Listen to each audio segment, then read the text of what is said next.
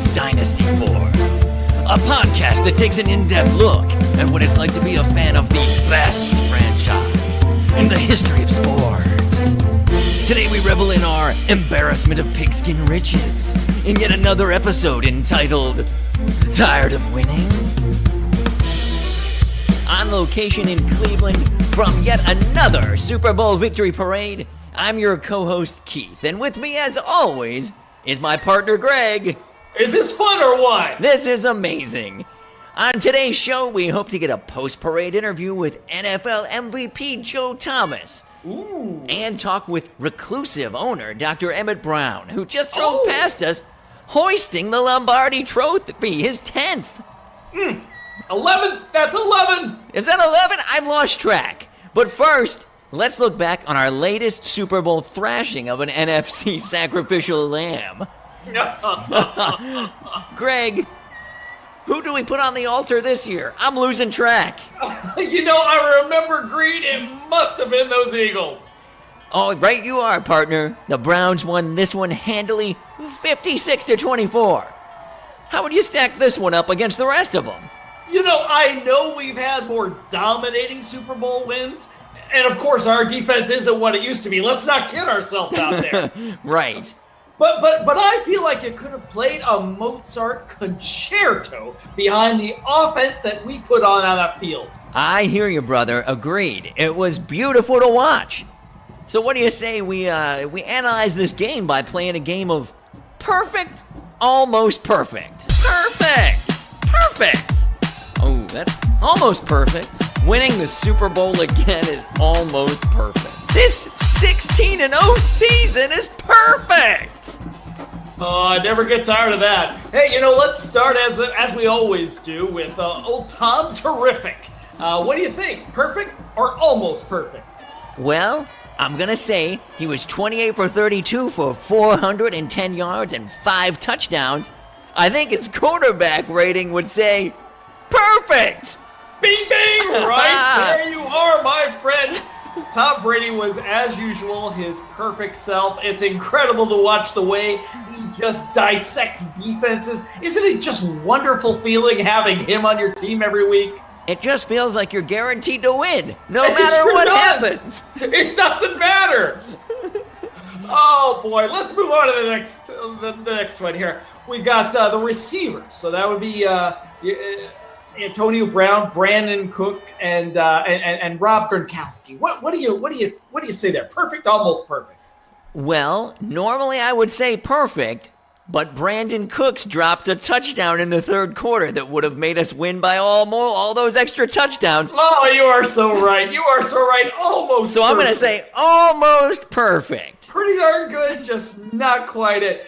We've had some good receivers on this squad over the years. But for you, how does Brown, Antonio Brown, the former 5th rounder, out there for every team in the league to select, only the Browns brain trust, that Ozzie Newsome brain trust, went out there and got him. How does he measure up to some of the elites we've seen over the years, such as Randy Moss? Well, I think that you're going to see Brown as a Cleveland Brown in the NFL Hall of Fame, not too far in the distant future. No, not far away at all the way he's going. There's a backlog of receivers waiting to get into the Hall of Fame, but he's going to cut in line, Greg. I promise you that much. With this many Super Bowl rings, how could you not? Who from this team isn't going to make the Super Bowl? Goodness. Good question. Oh boy. Well, let's hit up the running game with Le'Veon Bell. What did you think there? Perfect, almost perfect. Well, you know what? He had a great game. I think he averaged 10 yards, 17 carries for 176 yards and 2 touchdowns. But I'm going to say almost perfect. Ooh, because that's tough. Tom Brady took the focus off of him by throwing for 4 bills and 5 touches. Oh, I can't argue with you there, partner, but boy, is it fun to watch Le'Veon Bell tear through those defenses, isn't it? It really is. I mean, a tip of the cap once again to Ozzie Newsome. He seems to find these gems, these diamonds in the rough. And this is the place in the draft where teams like those Pittsburgh Steelers, they keep selecting wide receivers. I can't hear that name without laughing. I just crack up every time. They're a complete mess. If this is the place in the draft where teams like the Pittsburgh Steelers keep drafting wide receivers who can't catch and fast defenders who can't tackle. Hashtag Bartkevius Mingo. Am I right? Whoops. Oh, come on. I think it's still too soon for some of those Steelers fans out there. Oh, boy. That's good stuff. Well, how about the offensive line? What do we want to say there? There were 3 pressures and 1 sack. I know technically not perfect, but what do you say here? I think we're going to have to say almost perfect on this one. When Joe Thomas was signing an autograph for a Philadelphia Eagles defensive lineman in the 4th quarter during a play. I saw that. During a play, that's when you can say, he played perfectly, but the offensive line as a whole allowed a sack almost perfect. You know, I can't remember the last time we said Joe Thomas wasn't perfect, but you're absolutely right. You know, the miracle of this team, of the many, but the one that doesn't get enough attention is the job that Dante Scarinecchia does every single year to get this group of nobodies and never was and never thought they were going to be into a top flight starting unit to guard the precious and perhaps immortal. We don't know yet. I think he might be. I think Tom Brady might be immortal. Thank God he ended up a Cleveland Brown. Oh, can you imagine if he hadn't? Think about all the teams that passed up on him. Oh, my God. I think it's a really good thing Bill Belichick believed in him. Oh, yeah. Well, I mean, and thank God Bill's still here, right? Seriously, he could have had plenty of opportunities to be hired away to different teams.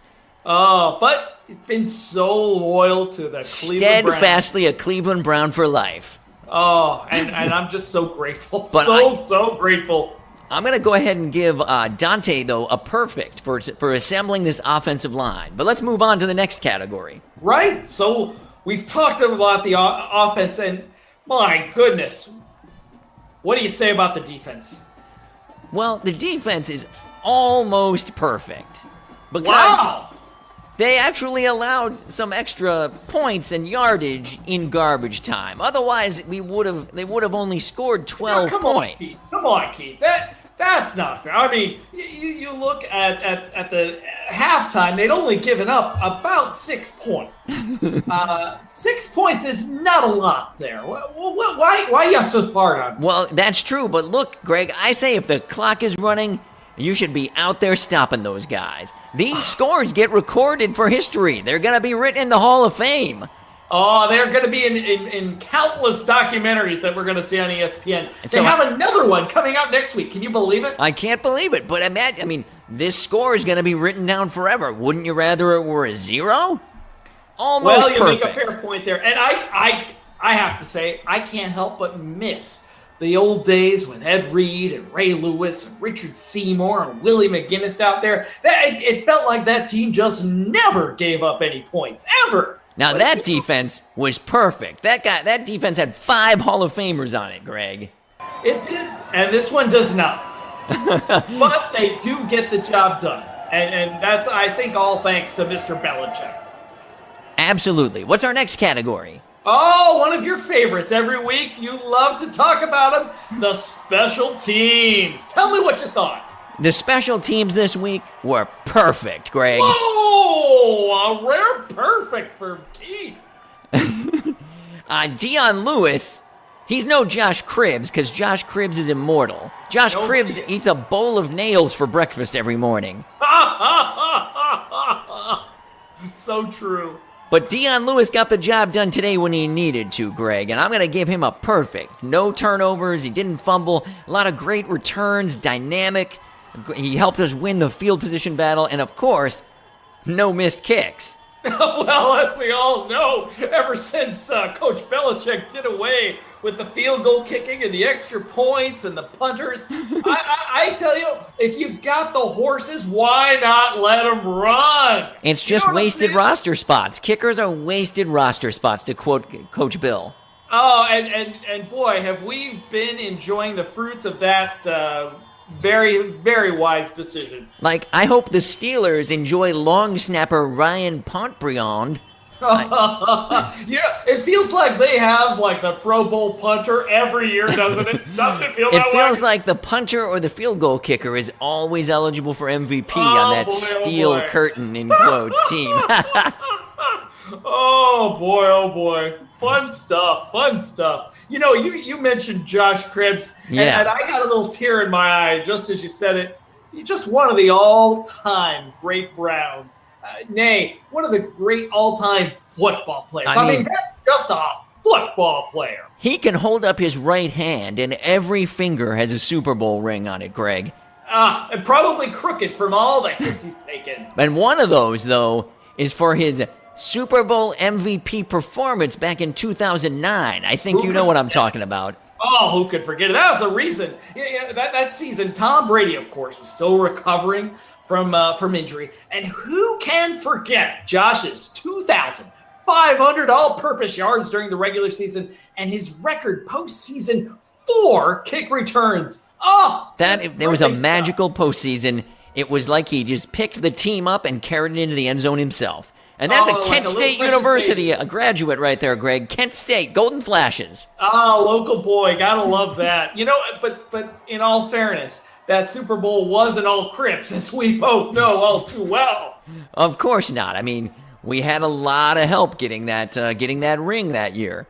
Who do you think was the second most important player on that team? Well, of course. Who else but our very own Phil the Toe Dawson, who recorded...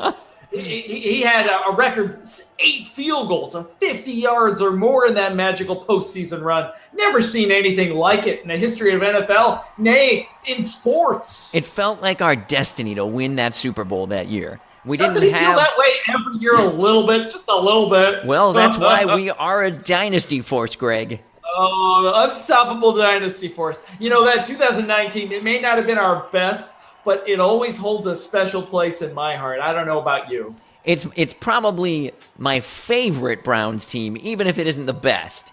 Oh, and well said. I think a lot of people around Cleveland feel the same way. It's a sentimental favorite because we weren't supposed to win it, but we said, screw it, it's our year again anyway. That's right. Suck it, Pittsburgh. Oh, as always. So, how about the coaching? I think I know where you're going to land on this one. Well, I mean, we're talking about Bill Belichick. He's won us double-digit Super Bowls now. Every single decision he has ever made, perfect. How much did he pay you for that one? His decision in 1995 to move Bernie Kosar from quarterback to player coach was among the most brilliant I've ever seen. Oh, that was a good one. Oh, can you imagine? Think back to 1995 when he was, things were not looking quite as bright as they do today. Let's not kid ourselves. Right. I mean, you had Art Modell, a bit of a mess at that point. Thinking about moving the team to another city. There was talk of Jacksonville or Los Angeles. I think I even heard something about, wasn't it Baltimore? I think so. I mean, I don't know why someone would want to go to the crab capital of the world. That's not a place to have a football team. It's not a place to have anything. I mean, unless you're into heroin. Right. Well, sure.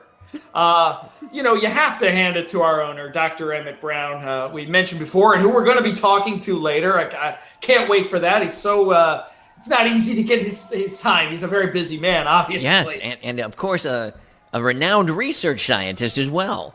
Yeah, it's an unusual combination to be sure. What he has always said, though, is you hire the right people for the job and you let them do their job. Am I right? Well, and that is why we have the most continuity of any front office in NFL history. You see other teams just cycling through, just spinning their wheels like every year or every 13 games. They're changing owner. They're changing general managers. They're changing quarterbacks 30 times. It's crazy. Well, the Browns have decided, let's try something different. Let's be the same. I think the results speak for themselves. We have the championships from 2000, 2001, 2003, 2004, 2007, 2009, 2010. Oh, stop. You're bragging now. I don't want to stop. 2012, 2014, 16, and now with this victory over the Eagles, 2017 as well. 11 championships. And 5 of them have been against teams named after birds. Isn't that crazy? Sure. But anyway, as you pointed out, life as a Browns fan, perfect. Well, and that's how we play. Perfect. Perfect.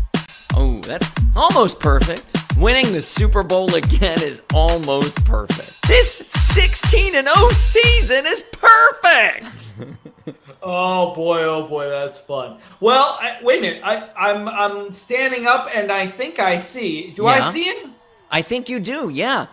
Well, listen, folks. He's making his way through the crowd right now to the broadcast booth. I wish everyone could see this. He's a behemoth of a man. His mighty hands are literally covered in Super Bowl rings, Greg. He's got a toe ring. No, he wasn't with us for all of them, of course. We are so honored to have with us, and come on and sit down right here. Thank you. We're so honored to have with us legendary left tackle, reigning NFL MVP. And the first MVP to be an offensive lineman, I'd like to point out. Of course. 25,000 career snaps in a row. And a 5-time Walter Payton Man of the Year. Is that all? Just 5? As a humanitarian. Well, after his 5th one, he took himself out of contention. That's fair. He's that kind of humanitarian. He's just that humble. And so, ladies and gentlemen, I introduce you to Joseph Hayden Thomas. We speak your names. We speak your names. Joe, it's so great to see you. Good to see you guys. Thanks you for having me on here. Joe, you came to the team as it was transitioning from one built on dominating defense to record-setting offense. At this point, you've climbed this mountain so many times, starting your rookie year when you beat the Giants in that classic game where the ball bounced off David Tyree's helmet. There are new challenges every year, of course, changes to the roster, new and upcoming teams, and the long, long season. So, Joe, how does the team, and maybe how do you specifically, stay motivated every year to take the league on? And I guess maybe it's the eternal optimist in me, but I start every Cleveland Browns season thinking, we got a pretty good chance. Like, this really could be our year. And to me, if I want to win a Super Bowl, I want to be a major part of the team that was built from the ground up, and I was a big piece of that puzzle. I was a big building block of that championship. Well, you've certainly done that, and with a team like this, you've got every right to be an optimist. Joe, we see so many teams that seem to struggle to find a decent quarterback, and certainly the hapless Steelers come to mind with their... What is it, Greg? I think they've gone through like 17 starting quarterbacks. Well, that is since Big Ben was incarcerated. Yeah, well, no means no, Greg. What a dumpster fire down in Pennsylvania. Oh, boy.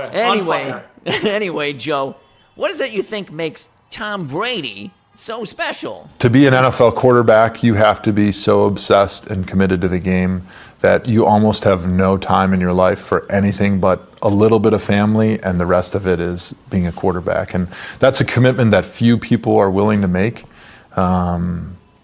It's almost a commitment above a level of a coach. But if you can't have that level of commitment, you almost can't succeed in the NFL as a quarterback. That's great insight, Joe. Another question for you.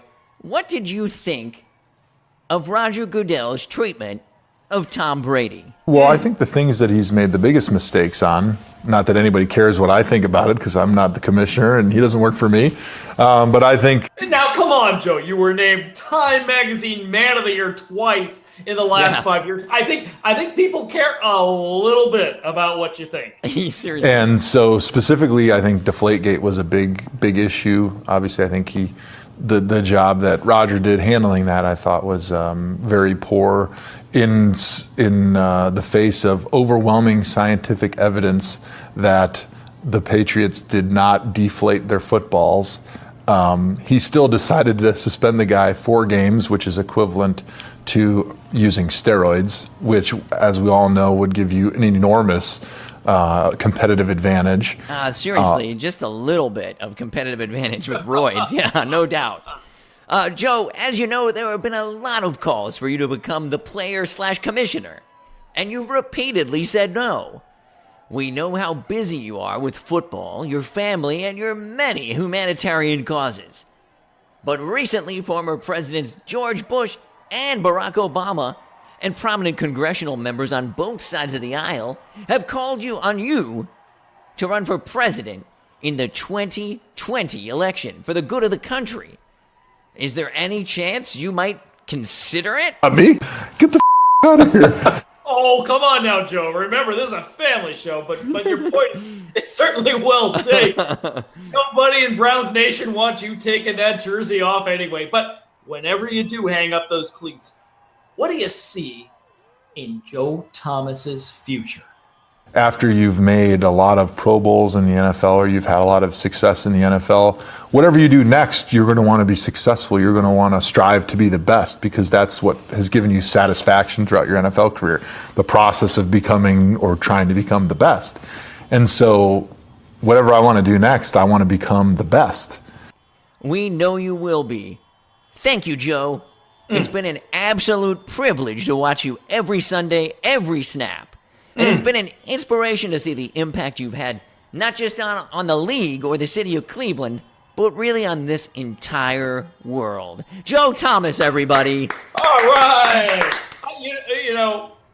Keith, I don't know about you, but somehow, I don't know what it is, I just feel more at peace just basking in the warm glow of his beautiful presence. Well, I mean, Joe, it's really obvious why both Pope Francis and the Dalai Lama turned to Joe for guidance. I mean, he's just really got a lot to say. A lot to say, and you just feel it from him. He's just a beautiful soul, really. Just a lovely, lovely man. So, Greg, inspired by Joe Thomas, all our key players are signed to team-friendly, long-term deals. Oh, amen for that. We managed to fleece the Steelers yet again in a trade and are looking at picking number 4 in next year's draft despite having just won the Super Bowl. Now, Cleveland's Pulitzer Prize-winning sports journalist Mary Kay Cabot thinks the Browns should think about a long-term replacement for Tom Terrific. What do you see as our biggest needs going into next season? Well, now, no one has ever gotten rich going against the considered opinion of the very esteemed Ms. Cabot. But I, for one, am just not ready to think about life after Tom. I'm just not there yet. Call me crazy, but I'd like to see us use that pick to get another pass rusher to balance out Julius Peppers, something for the right side. And then with our own picks, which we've got all of them, as always. Of course we do. Yeah. I'm hoping that we can improve our linebacker and offensive line depth. You can never have... I don't know, Greg. I'm hoping for a corner slot. Oh, you are so hard on Logan Ryan. He gave up 5 catches again. For 38 yards and only 1 first down. Well, tackling is all well and good, but how about finding someone who can maybe do something before the slot receiver catches the ball, Greg? Before! Oh, boy. Looks like we should have included this in our perfect, slightly imperfect segment. I think I know how this one would have landed. Well, with Ozzie Newsome calling the shots, with input from the best, most experienced scouts in the game, in perfect alignment and harmony with Coach Bill Belichick, that should be remarkably easy. It usually is. Well, we want to say thanks to the millions and millions of you who tune in each week to make Cleveland Browns Dynasty Force the most popular podcast in this country. This week's podcast is brought to you by Taco Bell. Taco Bell proudly introduces its new jalapeno hummus burrito.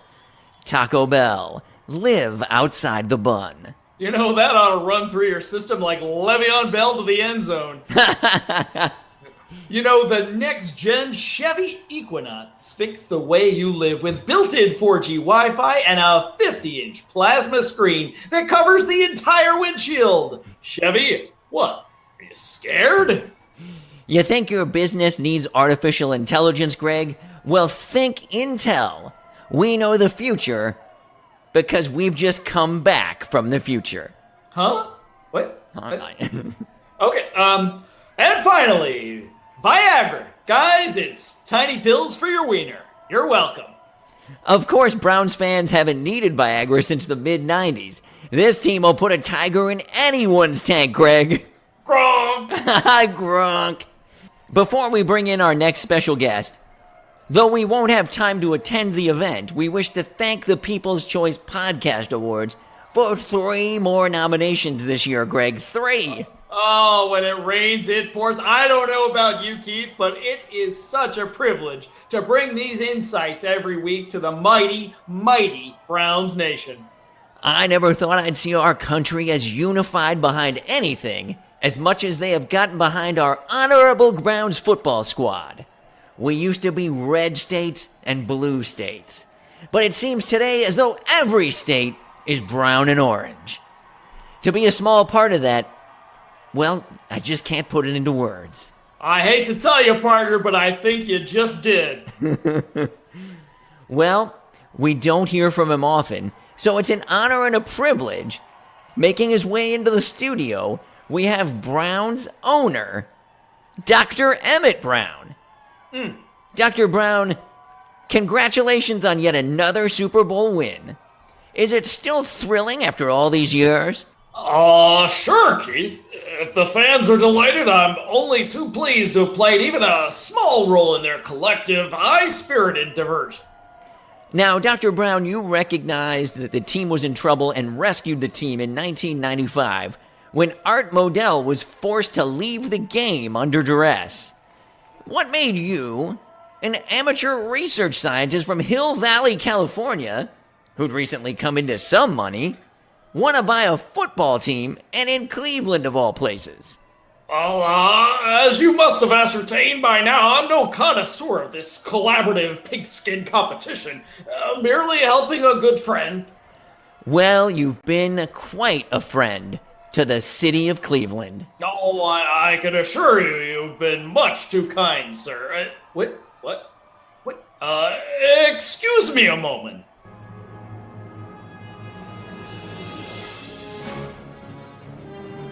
Doc! Marty, what are you doing here? Doc, we gotta go back in time! Again? Great Scott! Why? Doc, it's Marty Jr. again. He's become a ruthless drug kingpin in Mexico. And I tracked it all back to 1995 when you bought the Browns. But Marty, I bought the Browns with the ill-gotten gains I earned from that infernal sports almanac, so you can keep Marty Jr. out of trouble with Art Modell's mob-connected friends. I know, Doc, but he's a mess, and they're gonna extradite him. Marty, any disruption of the space-time continuum could have serious repercussions for all the millions of unsuspecting Browns fans across the country. Do you realize they could end up in a dystopian alternate reality in which they cycle through owners, front offices, coaches, and quarterbacks like Einstein through dog food? I know, Doc, I know, but he's my son. Okay, Marty, but this is the last time. Time travel is not to be trifled with. The consequences could be disastrous. Of course, Doc. Thanks.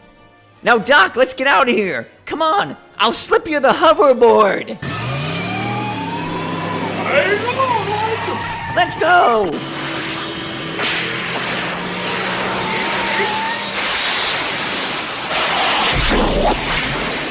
I feel kind of different. So, let's see here. Yeah. We did the little Davy Brickhands construction company ad. Yeah. You know, because he, Can't catch. Yeah. Compared the Browns GMs to characters from what was it, Taffy? Oh yeah, right. Princess Diaries. Yeah. Yeah. Yep. Hey, look. I still maintain that Ray Farmer is totally the Anne Hathaway. Similarities are stunning. As are the insights. Yeah. Anyway, I guess what we got Sunday's game, right? What Right. who we playing? Detroit Lions. Yeah. Huh. Yep. What are they? 4-4. Yeah.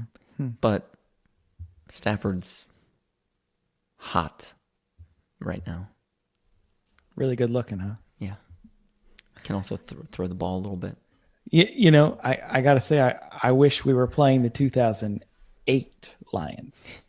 Yeah, because, right, I get it, because they were winless too, right? Right, Yeah. right. That's funny.